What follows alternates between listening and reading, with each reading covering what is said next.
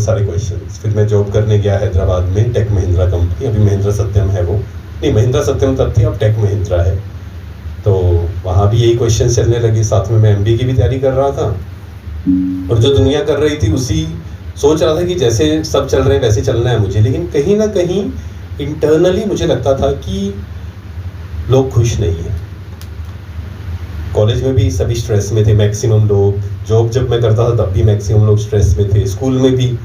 तो मुझे लगता था ये तो कोई जीवन नहीं है, भागते जाओ भागते जाओ भागते जाओ, फिर क्या है, एक घर बना लेंगे, एक गाड़ी ले लेंगे। और मैं देखता था जिन्होंने घर बना लिए, गाड़ी ले ली, वो भी खुश नहीं है। तो वहाँ से शुरुआत हुई। बहुत सारी मैं बुक्स पढ़ने लगा, बहुत सारे स्पिरिचुअल जो भी टॉक्स होते थे। यूट्यूब उस समय इतना नहीं होता था, लेकिन जितना होता था मैं वो हर किसी का सुनता था। मैं सैटरडे संडे को हर संस्था में जाता था कि मुझे मेडिटेशन सीखना है, या शांति क्या है, खुशी क्या है, जीवन का पर्पस क्या है, मुझे समझाओ। तो वहाँ से शुरुआत हुई, धीरे धीरे करते करते। फिर मैंने एक दिन डिसाइड किया कि मुझे अब अपना जो नौकरी है वो छोड़कर मुझे समाज सेवा करनी है। मुझे लगता था कुछ ऐसा करना है जिससे मैं लोगों की हेल्प कर सकूं। समझ नहीं आता था क्या करना है, कैसे करना है, लेकिन था कि करना ज़रूर है और भगवान रास्ता दिखाएगा। फिर मैं मोहाली में आया। वहाँ पर मेरे मासी जी आए थे मेरे पास। तो वो मैंने जो बहुत सारे क्वेश्चंस उनसे पूछे, तो उन्होंने कहा कि आप, तो काफ़ी आंसर बताए। फिर बोला कि मैं ब्रह्मा कुमारी सेंटर पे जाती हूँ और आप वहाँ जाना, काफ़ी सारे आपको आंसर मिलेंगे। तो मैं मोहाली में सेंटर पे गया। 7 डेज़ का कोर्स होता है, आप में से भी किसी ने किया होगा, नहीं तो आप ज़रूर करना। तो 7 डेज़ कोर्स वहाँ बताया कि फ्री ऑफ कॉस्ट है। तो मुझे लगा कि ये तो करना चाहिए, फ्री ऑफ कॉस्ट है। तो हम गए। 7 दिन के अंदर मुझे इतने सारे आंसर्स मिले, क्योंकि मैंने बहुत सारे शास्त्र पढ़े, बहुत सारी किताबें पढ़ी थी, बहुत चीज़ें पढ़ी, बहुत क्वेश्चंस थे। 7 दिन के अंदर मेरे लगभग 80-90% क्वेश्चंस जो भी थे सारे सॉल्व हो गए, और मुझे समझ आया कि जीवन का पर्पस क्या है। और वहाँ से फिर मोटिवेशनल क्लासेस शुरू की। और क्योंकि जैसे भाई साहब रामनिवास भाई भी कह रहे थे ना कि जीवन का लक्ष्य क्या है, खुश रहकर खुशी बांटना। तो जब मेरा जीवन स्ट्रेस फ्री हुआ मेडिटेशन करने के बाद और सब ज्ञान सुनने के बाद, तो मुझे लगा कि यही मेरे जीवन का लक्ष्य है कि अगर मान लीजिए हम कहीं जाएं, किसी को सुनाएं, और कोई एक व्यक्ति का भी जीवन अगर थोड़ा सा भी स्ट्रेस फ्री हो गया, तो वो मेरा पर्पस सॉल्व हो गया जीवन का। तो वही लक्ष्य रहता है। जहाँ पर भी लगता है कि सेवा है और किसी को स्ट्रेस फ्री किया जा सकता है, भगवान से कनेक्ट किया जा सकता है, तो हम यही कोशिश करते हैं। Thank you. ओम शांति। सफलता मेरे आपको भी बहुत बहुत शुभकामनाएं। अभी दीदी आएंगे हमारे बीच में। Thank you.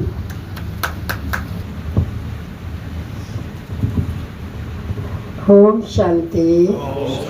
स्वागत के साथ साथ धन्यवाद भी है, इस घर में आप सब पधारे। बलजीत भाई साहब ने मेन बनाया, भी सौभाग्य है। कमल भाई बार बार कहते दीदी विस्तार से बताएंगे, तो क्या बोल ही दो, बेचारे घबरा जाएंगे, और कितनी देर सुनना है। का भी समय हो गया। आप सबको ब्रह्मा भोजन प्रसाद यहाँ भी डाइनिंग है, तो थैंक्स स्थान को सिलेक्ट करने के लिए। और हमारे शर्मा भाई साहब जिनको स्थान से सिलेक्शन हुई है, तो इतने ये जिम्मेवारी आपकी कुछ और तो ऊपर नीचे भी हो सकता है, लेकिन सिलेक्शन में ऊपर नीचे नहीं होता। और कोई सिलेक्ट हो जाए जो बहुत बड़ी बात होती है। पीछे हमारे लगे कि दीदी मेरे को यहाँ जुड़े हुए हैं, मेरे को कहते सरपंच बन जाओ। मैं कहती बहुत पंगे से होती है, आप रहने दो, क्या करना। कहते हो आप पूरी बात सुन लो, फिर आप जो कहेंगे ना मैं वही कर लूँगा। कहता वो मेरे को कहते हैं अगर आप ना बने यहाँ से कोई दूंगा हो सकता है।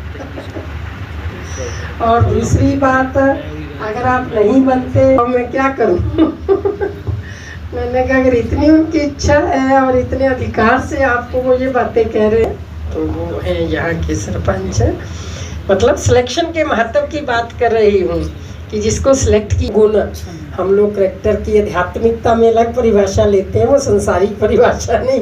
करेक्टर माना उनका व्यवहार कैसा है, उनका संस्कार कैसे हैं। कभी कभी हंसती होती हूँ कई बार जो यहाँ बहनें समर्पित है ना, छोटी छोटी बहनों को कोई बोलेगा बेटा, तो मैं हंसने लगी। मैं कि SDM हो 50 साल का, DC हो 25 साल का, कि SDM DC को बेटा बोलेगा?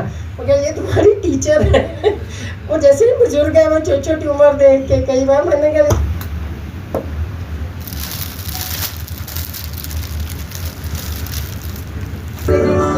रवि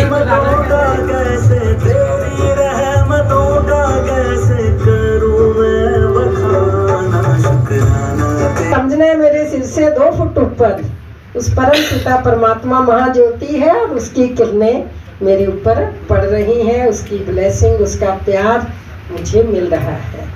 ऐसी भावना से आप सबको अभी 2 मिनट बस मेडिटेट। सब साथियों की तरफ से आभार व्यक्त करता हूं कि इतने पॉजिटिव माहौल में हमें बैठक करने का मौका दिया। और मुझे सुबह 1-2 साथियों के फ़ोन आए जिनको ये आश्रम का नहीं पता था, बरनाला रोड वाले आश्रम का पता था। जो साथी यहाँ पहली बार आए हैं उनसे मेरा निवेदन है कि पूरा भवन देख कर जाएँ। साथ में आप जाएंगे तो 400-450 लोगों की सीटिंग का AC हॉल है, बहुत सुंदर मंच है, और इससे ऊपर 2000 साथियों के बैठने का इंतजाम है। बहुत बड़ा हाल है, सारा सिस्टम इन्होंने बहुत इस ढंग से बनाया हुआ है कि आप बड़े से बड़ा फंक्शन भी अरेंज कर सकते हैं। और शर्मन जी को जहाँ मैं सबकी तरफ से बधाई देता हूँ, वहाँ बहन जी ने बहुत गहरी बात कही कि आपकी जो सिलेक्शन हुई है वो ऐसे स्थान से हुई है कि आप दिन दुगनी रात चौगनी उन्नति करें, इतने प्रोग्राम करें कि पुराने सारे कार्यकाल भुला दें। हमने लक्ष्मी स्वीट्स या वहाँ बाहर होटल में ही कर लेते, हमें यहाँ ढूंढने में दिक्कत आ रही है। मैं कहा मैं चाहता हूँ आप एक पॉजिटिव स्थान का दर्शन करें, सारा देखें, आगे फंक्शन करने हैं उस बात को भी देखें। और जब आप यहाँ का खाना खाएंगे ना, जो ईश्वरीय सुख मिलेगा, जो पूजा पाठ से बनाया गया एक लंगर है, उसको ग्रहण करने का एक मज़ा ही अलग होगा। और मैं सिर्फ बहन जी के 2 मिनट और लूँगा, उससे पहले जिला प्रधान आए, सबका धन्यवाद करें कि बहन जी कुछ साथियों के जिन्हों एक तो आप माउंट आबू जाने के लिए 26 से 30 का कार्यक्रम बता दीजिए। दूसरा 1-2 मिथ है, वैसे तो मैं अपने पॉडकास्ट में आपसे वो सारे सवाल करूंगा जो लोग जानना चाहते हैं। 1-2 मिथ है जो यहाँ आश्रम में आने से डरते हैं। मेरे को भी सुबह एक साथी का फोन आया, वहाँ क्यों रख लिया? मैं कहा आप आओ तो सही, आपको किस बात का वहम है कि वो हिप्नोटाइज कर लेंगे, वो ये कर लेते हैं, वो ब्रह्म कुमार बना देते हैं? ऐसा कुछ भी नहीं है, आप आइए। इसका एक उत्तर तो मैं हंसी में और सच्चा भी है। 5 बार जाए माउंट आबू गए तो हाँ, ये कहते हैं 5 बार माउंट आबू आया। हाँ, सारे ही अपने अपने स्थान पे जाते रहते हैं, तो इसलिए ऐसा कुछ नहीं। हाँ, ये ज़रूर है। अब मान लो आप लोगों को आके अच्छा लगा जी, हिप्नोटाइज नहीं है, लेकिन ये रियलिटी है कि यहाँ के पवित्र वाइब्रेशन कोई एक बार आता है तो उसको खींचते हैं, उसको लगता है। अब जो एतराज भी मान लो कर रहा होगा, वो कहेगा हाँ जी तो बहुत बढ़िया लगा। और मैं हंसी में कहती हूँ भी आपको दिक्कत भी क्या है, देखो आपको 5 पैसे खर्च नहीं करने, AC में बिठा दिया माइक। सरदार बलजीत सिंह और महेंद्र भाई और भार्गव जी सीनियर साथी हमारे बैठे, इनसे डिस्कस करके एक छोटी मीटिंग रख करके पदाधिकारी जल्दी बनाने की कोशिश करेंगे, ताकि वो कार्यक्रम 31 या 1 सितंबर का जो भी अपना बनेगा, ताकि हम कार्यक्रम करें। मेरी इच्छा है कि सिरसा में कार्यक्रम कर लें, और उसकी तैयारियां हम कर लेंगे।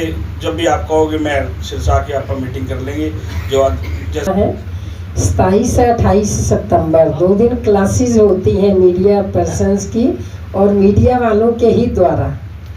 मतलब हमारे BK का भी एक बहुत बड़ा मीडिया विंग है, और यही टॉपिक्स, आध्यात्मिक टॉपिक्स पर चर्चा होती है।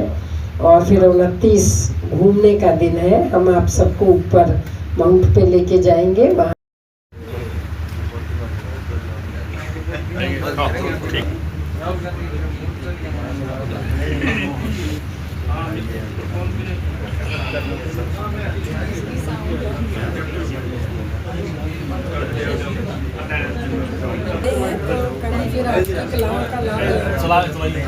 चलो कर